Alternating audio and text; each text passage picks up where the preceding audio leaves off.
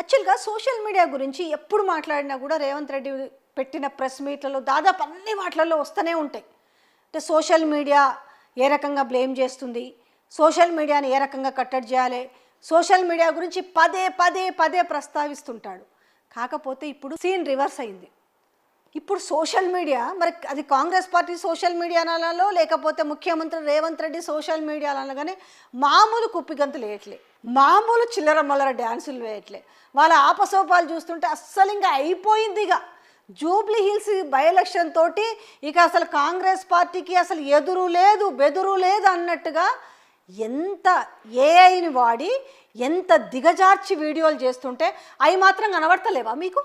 ఇప్పుడు BRS social మీడియాలో గంతులు వేస్తుంటారు కదా, నిజాన్ని చూపించినందుకే మీరు గంతులు వేస్తుంటారే వాళ్ళు ఎక్స్లో పెడుతుంటే, మరి ఈరోజు ఈ సోషల్ మీడియా వేస్తున్న కుప్పి గంతుల గురించి ఏం మాట్లాడాలి?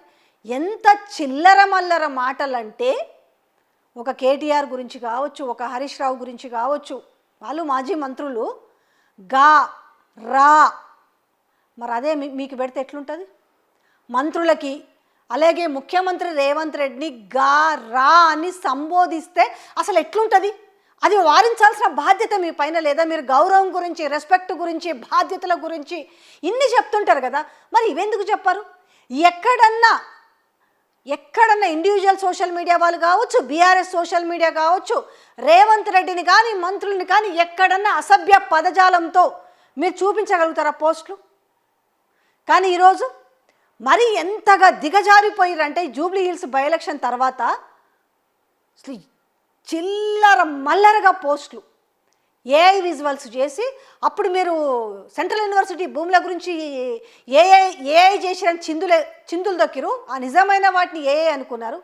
కానీ ఈరోజు దిగజారి నిజంగా ఒక సభ్యత సంస్కారం మరిచి ఈరోజు సోషల్ మీడియాలో బిహేవ్ చేస్తుంటే ఒక్క మాట, మీరు ఈ విధంగా చేయొద్దు, రేపు మనము వాళ్ళ అధికారంలోకి వచ్చి మనం ప్రతిపక్షంలోకి వస్తే మన మీద కూడా ఇట్లనే పోస్టులు పెడతారా అయ్యా, మనము హుందాగా ఉంటే వాళ్ళు రేపు హుందాగా ఉంటారనే విషయాన్ని మీరు మర్చిపోయినారు రేవంత్ రెడ్డి గారు.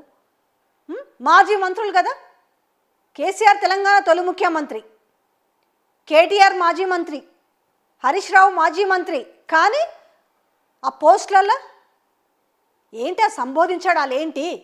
మీకు కనబడతలేవా? కళ్ళు కనబడతలేవా? అవి చూసి ఎంజాయ్ చేస్తున్నారా? మళ్ళీ రేపు ఇలాగే ఉంటుందా? ఇంకా రెండు సంవత్సరాల పీరియడ్ తిరగేస్తే ఎట్లుంటుంది? అప్పుడు ఎట్లుంటుంది అంటే అప్పుడు కక్షలు తీర్చుకోవాలనా? వాళ్ళని సంబోధించారు కాబట్టి రేపు మిమ్మల్ని కూడా వాళ్ళు అట్లనే సంబోధిస్తే కనీసం మినిమం సంస్కారం అన్న నేర్పే విషయం కూడా మీరు మర్చిపోయారు. మినిమం ఇవాళ మీరు కారుకి ఇప్పుడు సునకానందం పొందుతున్నారు కదా, మీరు వారించక్కర్లేదా? ఇలా చేయకూడదు అనేసి ఒక ముఖ్యమంత్రిగా మీరు వారించొద్దా? రేపు అదే హస్తాన్ని అట్లా చేస్తే గౌరవం ఉంటుందా?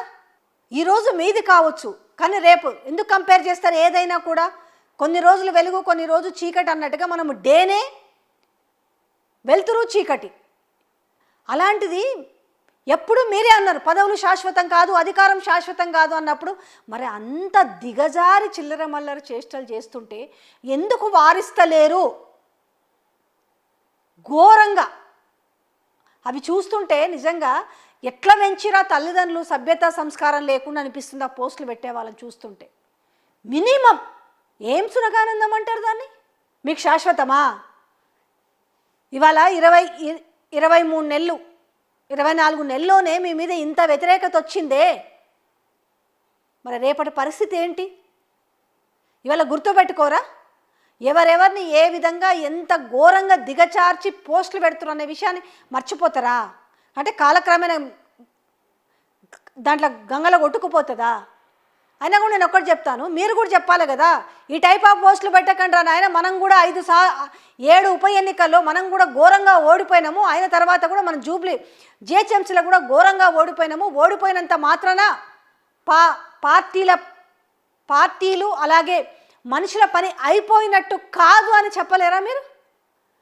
నేను ఇంకోటి మాట్లాడతా, అసలు ఎమ్మెల్యేగా జనరల్గా నాకు ఎవరో చెప్పిరన్నట్టు ఈ విషయం, రేవంత్ రెడ్డి ఇట్లా మాట్లాడుతున్నాడు కదా, ఇలాంటి పోస్టులు పెట్టిస్తున్నాడు కదా, గెలుపు ఓట్లు అనేవి సాధ్యమే, కానీ మరి కొడంగల్ రేవంత్ రెడ్డి ఓడిపోయింది కదా, సోషల్ మీడియా కుప్పిగంతులకు ఎగురుతున్నారు కదా, మరి ఆయన ఓడిపోయింది కదా.